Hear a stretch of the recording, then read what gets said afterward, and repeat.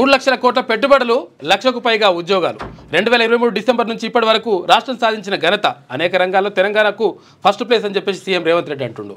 తెలంగాణను $1 ట్రిలియన్ ఆర్థిక వ్యవస్థగా మార్చుదాం, మౌలిక సదుపాయాల కోసం డ్రై పోర్ట్ను ఏర్పాటు చేస్తాం, మరిన్ని అంతర్జాతీయ కార్యక్రమాలకు హైదరాబాద్ వేదిక అవుతుందని వెల్లడంటూ ఒక వార్త. ముఖ్యమంత్రి రేవంత్ రెడ్డి గారు, మీకు తెలుసో తెలియకనో మరి అనుభవాలేమో కానీ మీరు చేసినటువంటి ఎక్కడ పైసా పుడతలేదు, మనని దొంగల్లాగా చూస్తున్నారన్న మాట అత్యంత డ్యామేజ్ తీసుకొచ్చింది. ఆ దెబ్బతోటి మీ అంతలా మీరు ఈ ప్రభుత్వానికి ఉన్న ఇమేజ్ని తగ్గించుకున్నట్టు అయిపోయింది. ముఖ్యమంత్రిగా మీ ఫెయిల్యూర్ని కూడా బయటపెట్టింది. అది ఇప్పుడు $1 ట్రిలియన్ అని మనం ఎంత అనుకున్నా కూడా మన ఆర్థిక వ్యవస్థ దెబ్బతిన్నటువంటి విధానం. సరే మీరు దెబ్బతి మీ వల్ల అయిందా అంటే నేను కూడా అది కాదంట. ఎందుకంటే గత పాలకులు చేసిన కార్యక్రమం ఇదంతా. కానీ మీరు ఆ ప్రకటన చేయాల్సింది కాకుండా ఒక ముఖ్యమంత్రిగా అసలు ఏమీ లేవు, మనల్ని ఎవరు నమ్ముతలేడు, మనని దొంగలు చూసినట్టుగా చూస్తూ ఉన్నారు, చెప్పులు ఎత్తుకపోతారేమో అని భయపడుతున్నారు అనేటువంటి వ్యాఖ్యలు మీరు చేయాల్సిన వ్యాఖ్యలు కాకుండా, అది ఇంకో కాంగ్రెస్ పార్టీ నాయకుడు చేసినా పర్వాలేకుండే. కానీ ఒక ముఖ్యమంత్రి హోదాలో ఉండి అది చెప్పడం అంటే, ఇప్పుడు పైసలు లేని దగ్గరికి పెట్టుబడులు ఎందుకు వస్తాయా?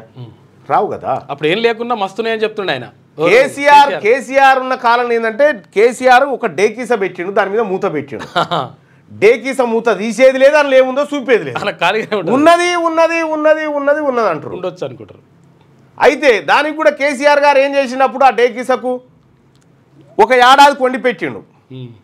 మంట ఆకలి అయ్యే టైంకు డేకీస ఒకటి పొయ్యి మీదకేం దించారు, కట్టెల పొయ్యి మీదకేని, అందులో ఏముందనేది తెలియదు.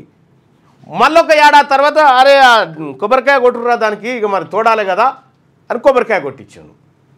కొబ్బరికాయ కొట్టించి ఈ ఆయనతో ఏది గంట పెట్టి కలిపే టైంకి ఎన్నికలు వచ్చినాయి. అందులో ఏముందో ఇప్పటికి తెలియదు. అప్పుడు కాంగ్రెస్ పార్టీలో ఉన్నటువంటి మనమందరం కూడా అనుకున్నాం డేకీసా నిండుందేమో అని, మళ్ళీ ఇంకో డేకీసా తెచ్చి పెట్టినాం పక్క పోయింటి. ఆ డేకీసా ఈ డేకీసా 2 డేకీసలా దేవి పెడతారేమో అని ప్రజలు ఎదురు చూస్తే మన తాను ఏం లేదని మీరు కుండ బద్దలు కొడితే దాంతో మొదటికి మోసం వచ్చింది. వాస్తవానికి సన్నబియ్యంతో ఒక 5% క్రెడిట్ పెరిగింది. 5% పెరిగి మీ ప్రకటనతో 95% పోయింది. 95% పోయింది. అంటే మీరు చేయాల్సిన ప్రకటన కాకుండా, మరి మీకు ఎవరన్నా సలహా ఇచ్చిరో లేదో తెలియదు కానీ అది మీరు చేయాల్సిన ప్రకటన కాదు. మీరు ఎంతసేపు నీ ఈపులో ఎన్ని గాయాలున్నా సరే చాలా గంభీరంగా, చాలా పకడ్బందీగా నీ ప్రజలకు నువ్వు కనిపించాలి. ఒక రాజు అని. అందుకోసమే నీకు ఏ గ్రీకులు రాసిన గ్రంథాలు చదువు, ప్లాటో ఏం రాసిండు, అరిస్టాటిల్ ఏం చెప్పిండు, సోక్రటీస్ ఏమన్నాడు, ఇవన్నీ చదివితే ఒక రాజు అనేటువంటి వ్యక్తికి ఉండాల్సిన లక్షణాలు ఏంటి, ఏ సందర్భంలో ఎట్లా వ్యవహరించాలి, వాళ్ళు ఆ రోజుల్లోనే రాసిరు. 327 BC. సరే మిస్ అయిపోయిందిలే కానీ అది ఇక మళ్ళా డ్యామేజ్ని పూడ్చుకునే పరిస్థితి కూడా లేదు.